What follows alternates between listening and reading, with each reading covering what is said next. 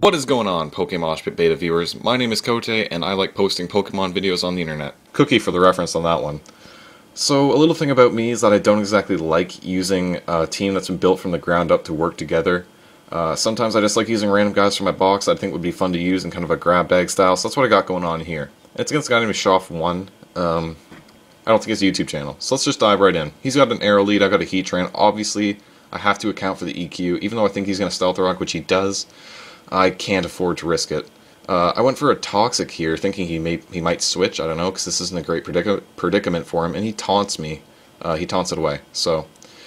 he goes for Rock Slide, and I went for Psychic, because that's my only attack on this Crest. And because I did a lot more to him, and I have lefties and he doesn't, I'm predicting him to switch, so I'm going to switch myself as well.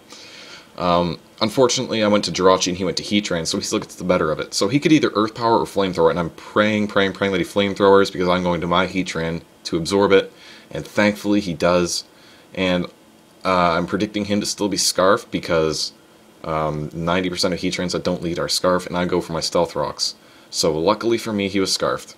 So I don't want to waste my Flash Fire boost, I just went for Overheat, like maybe he'd switch, predicting me to switch, I don't know. And I kind of wanted to see how much it would do to Bliss anyway, because that Bliss, he definitely can't one-hit KO me, unless that is Hidden Power Ground or something stupid, and I've never seen that before. So he goes for a T-Bolt, and it doesn't do a lot to me, so I decide I'm just going to waste my Heatran right here. I don't really care too much. I'm just going to blow up and get rid of this Bliss. I can't exactly do anything to Blissey with the rest of my team, aside from like Tyranitar if I get a few boosts up, but you know what? I don't want to risk him T-Waving me, even though I do have a Lum on my T-Tar. So he goes back to his Arrow on the double down, and I went to my Jirachi. So obviously he wants to EQ, but I think going to Crest would be a little bit obvious. So I'm just going to stay in and T-Wave. And unfortunately for me, he sticks around. So my Jirachi at this point is just fodder. It's just going to be sticking around, like trying to get up my dual screens. Because I T-Waved it, I'll go first, I'll get the Reflect up, and that'll enable me to get a Light Screen up as well. I could have went for a Wish and passed that to my Tyranitar, because that's what I'm going to go to after this, just to set up and sweep. Because this is a perfect opportunity to get a few setup moves, but I thought it would benefit from a Light Screen more, and you'll see where that pays off in a minute. So he EQs me, finishes me off, and here comes my Cornelius, my T-Tar with the Lumberry, and it's going to wreck some shop. Sandstorm gives Rock types a 50% special defense boost, and I have a Light Screen up, so I've got double special defense and an extra 50% in defense. I get my first DD, and I thought that did a little bit too much for my taste, so I'm just going to stick with the one DD for now and maybe set up again on something later.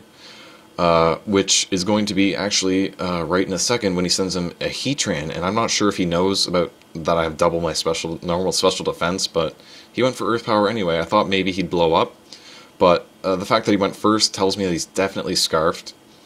So I set up my second Dragon Dance because I knew he was Scarfed and I knew he'd still be faster than me, so why would I not do that?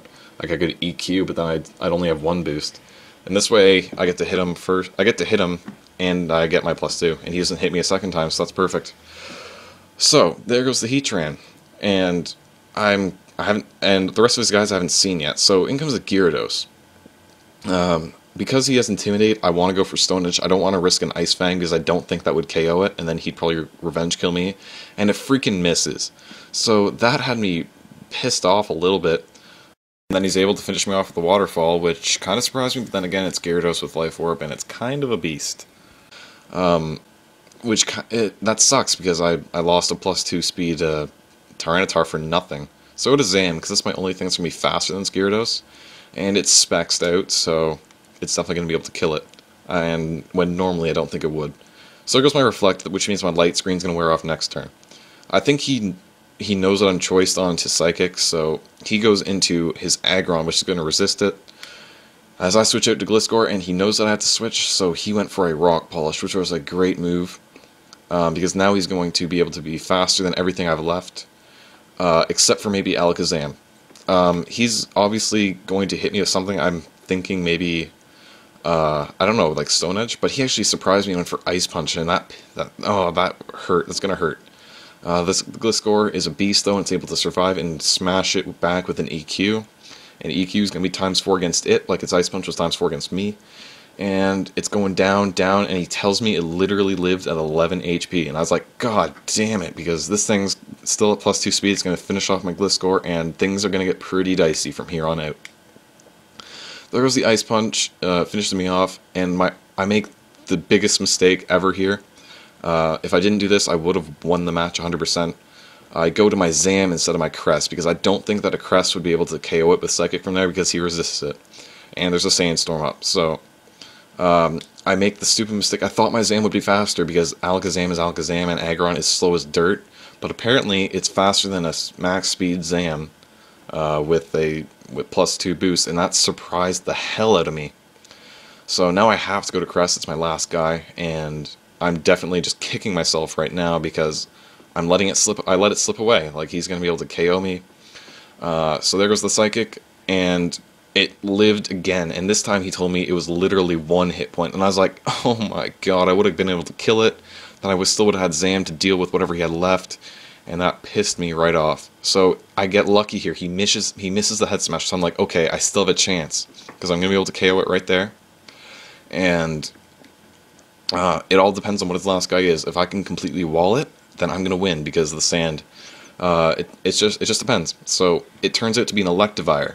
So I'm like, okay, well, it can't exactly hurt me too badly, right? So here comes the Thunder Punch.